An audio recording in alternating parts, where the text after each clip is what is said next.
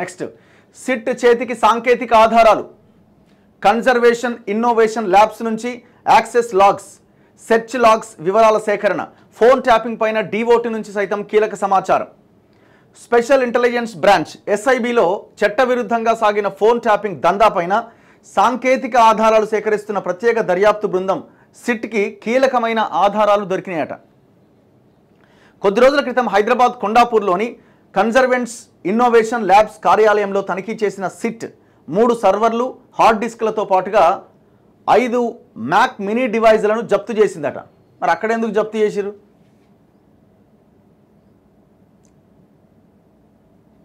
ఎక్కడుంది వార్త?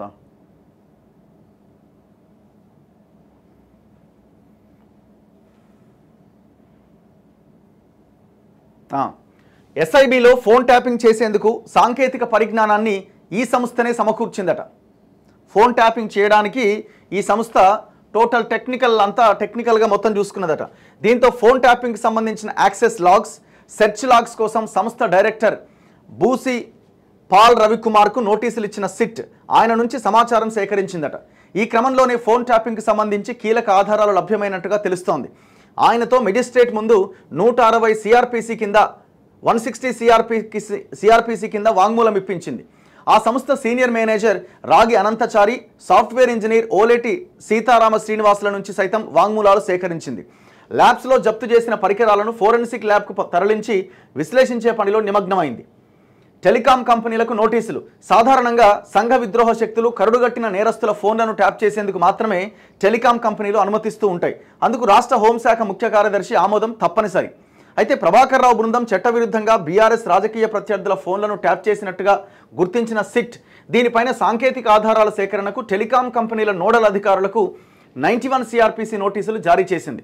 Department of టెలికమ్యూనికేషన్కి సైతం నోటీసులు ఇచ్చింది. వారి వద్ద నుంచి కీలక సమాచారం లభ్యమైనట్టుగా తెలుస్తోంది. ఇప్పుడు ఈ పాల్ రవికుమార్ ఈ బ్యాచ్ అంతా కలిసి ఇజ్రాయెల్ నుంచి కూడా కొన్ని పరికరాలు తీసుకొచ్చారు. వీళ్ళంతా కేటీఆర్ ఈ దీంట్లో ఉన్న కనుసన్నల్లో ఉన్న వాళ్ళు వీళ్ళంతా ఇజ్రాయెల్ నుంచి కూడా వీళ్ళు తెచ్చారు. అందుకే ఇక్కడ కూడా మనీ లాండరింగ్ జరిగింది పెద్ద ఎత్తున. హవాలా రూపంలో డబ్బును తరలించి ఆ పరికరాలను తీసుకొచ్చారు.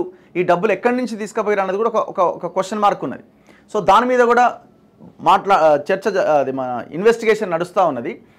బేసిక్ ఇక్కడ ఇంకొకటి ఏంటంటే ఎవిడెన్స్ ఆల్మోస్ట్ వీళ్ళంతా చెప్పేసారు. రాధాకిషన్ రావు, ప్రభాకర్ రావు కింద పనిచేసిన ఈ భుజంగరావు, తిరుపతి అన్న, ప్రణీతరావు ఈ బ్యాచ్ అంతా కలిసి కన్ఫెషన్ స్టేట్మెంట్లో చాలా కీలకమైన సమాచారం ఇచ్చారు. ఈ సమాచారం అంతా సో ఈ సమాచారం ప్రకారంగా టెక్నికల్ ఎవిడెన్స్ని లాగే ప్రయత్నం చేస్తున్నారు. ఇప్పుడు అంటే కోర్టు ముందు ఖచ్చితంగా ఎవిడెన్స్ ముందు పెట్టాలి కదా కన్ఫెషన్ స్టేట్మెంట్తో పాటు. సో ఆ పనిలో పోలీసులు ఉన్నారు. పోలీసుల వాంగ్మూలాలతో శాసనసభ ఎన్నికల నేపథ్యంలో గత ఏడాది ఆగస్టు నుంచి నవంబర్ చివరి నాటికి సుమారు 1200 సెల్ ఫోన్లను ట్యాప్ చేసినట్లు దర్యాప్తు బృందం ఇప్పటికే గుర్తించింది. ఎస్ఐబి మాజీ ఓఎస్డీ ప్రభాకర్ రావు, కీలక నిందితుడు ప్రణీతరావు ఆదేశాలతో తాను 60 నుంచి 70 ఫోన్లు ట్యాప్ చేసినట్లు దర్యాప్తు బృందానికి ఒక సీఐ ఇప్పటికే వాంగ్మూలం ఇచ్చిండు. అందులో సిద్దిపేటలో బీఆర్ఎస్కు వ్యతిరేకంగా పనిచేసిన చక్రధర్ గౌడ్తో పాటు విశ్రాంత ఇన్స్పెక్టర్ దాసరి భూమయ్య తదితరుల సెల్ ఫోన్ సంభాషణలు విన్నట్టుగా వెల్లడించిండట. ఎవరు? చక్రధర్ గౌడు, హరీష్కు వ్యతిరేకంగా కొట్లాడుతున్న ఆయన. అలాగే ఎస్ఐబితో పాటు టాస్క్ ఫోర్సుల్లో క్షేత్రస్థాయిలో కీలకంగా వ్యవహరించిన పోలీస్ సిబ్బంది పలువురు ప్రభాకర్ రావు బృందం నిర్వాకాలపైన వాంగ్మూలాలు ఇస్తూ ఉండడంతో నిందితుల చుట్టూ ఉచ్చు బిగుస్తున్నట్టుగా తెలుస్తోంది. ఇక్కడ పాయింట్ ఏంటి? ఇప్పుడు వాటిని తీసుకురావాలి ప్రభాకర్ రావుని, అండ్ ఐ న్యూస్ ఎండీగా ఉన్న శ్రవణ్ రావుని కూడా తీసుకురావాలి. సో వీళ్ళు అందరికంటే ముఖ్యంగా ప్రభాకర్ రావు, ఆయనే A1గా ఉన్నాడు. ఆయన కేసీఆర్ ఆదేశాలు ఇమీడియట్గా వెళ్ళేది ప్రభాకర్ రావుకే.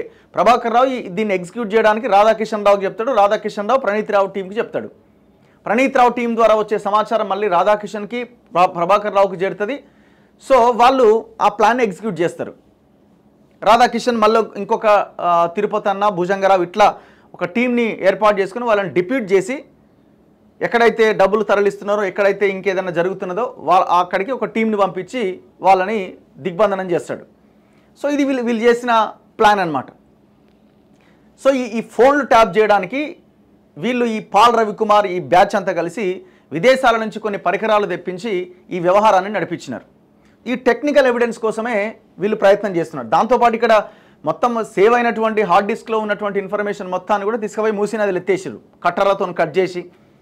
గత కొన్ని దశాబ్దాలుగా ఉన్న మావోయిస్టుల, తీవ్రవాదుల యొక్క ఎంతోమంది పోలీసులు కష్టపడి సేకరించిన సమాచారాన్ని కూడా ఈ దుర్మార్గులు ధ్వంసం చేశారు. ఇప్పుడు దాని మీద ఇన్వెస్టిగేషన్ నడుస్తున్నది.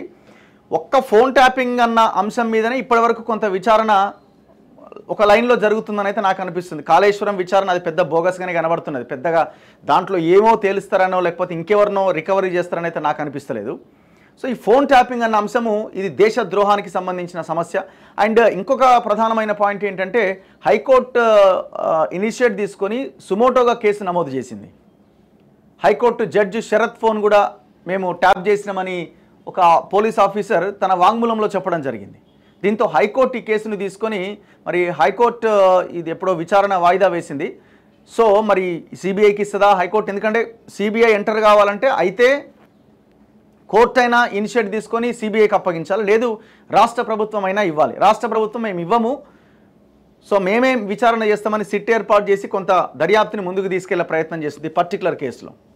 సో మరి కోర్టు ఏం డిసైడ్ చేస్తున్నది చూడాలి. ఏదేమైనా పోలీసులు ఈ సిట్ అంతా కూడా ఈ టెక్నికల్ ఎవిడెన్స్ని సేకరించే పనిలో ఉన్నారు. So who is Paul Ravikumar అన్న దాని విషయంలో మిత్రుడు ఒక ఆయన కొంత ఇన్ఫర్మేషన్ ఉంటుంది, ఒక్కసారి కనుక్కుందాం.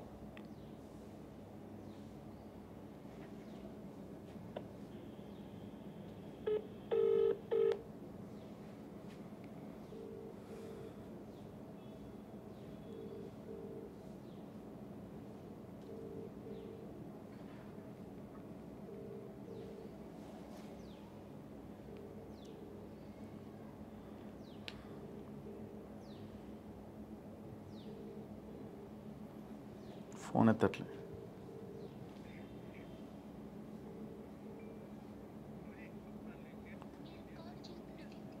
ఓకే, సో మళ్ళీ మనం దాని గురించిన సపరేట్ వీడియో చేద్దాం. సో ఇట్లా ఈ ఫోన్ ట్యాపింగ్ కేసు నడుస్తూ ఉన్నది, చూడాలి ఏం జరుగుద్ది, ఎటువైపు ఈ కేసు ముందుకెళ్తుందని. అరే ఇదేంది?